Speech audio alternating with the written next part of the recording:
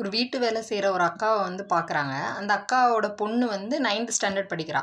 அந்த பொண்ணு வந்து டெய்லி காலையில் சாப்பிடவே மாட்டா. இந்த அக்கா கேட்குறாங்க, என்ன சாப்பிட்டியான்னு கேட்டதுக்கு, இல்லை நான் சாப்பிடவே இல்லை அப்படின்னு. ஏன் சாப்பிடல அப்படின்னு கேட்டதுக்கு, இல்லை என்ன கிளாஸில் எல்லாருமே என்னை கிண்டல் பண்ணுறாங்க, அதனால நான் சாப்பிடவே மாட்டேன் மார்னிங் அப்படின்னு சொல்லிட்டு. அப்போ தான் உடம்பு குறையும் அப்படின்னு சொல்லிட்டு. அப்போ இந்த அக்கா சொல்கிறாங்க, அப்படிலாம் இருக்கக்கூடாது, நீ சாப்பிட்டா தான் நல்ல ஸ்ட்ரென்த்தாக உன்னால் படிக்க முடியும், அதனால நீ வந்து நல்லா சாப்பிடணும் மார்னிங் அப்படின்னு சொல்லிட்டு சொல்கிறாங்க.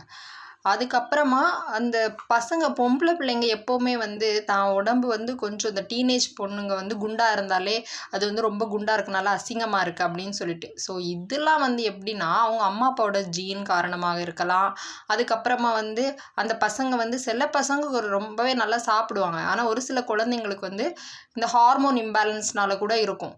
ஸோ அதனால் வந்து நம்ம சாப்பிட்றத வந்து நல்லா சாப்பிட்ணும், சரியா? அப்புறமா பார்த்திங்கன்னா இதில் என்ன சொல்கிறாங்க அப்படின்னா, இந்த ஜென்ஸ்லாம் இருக்காங்கள்ல, அவங்க தொப்பையோ தொந்தி வயிறு அப்படிலாம் இருந்தால் கூட எதுவுமே சொல்கிறதில்ல.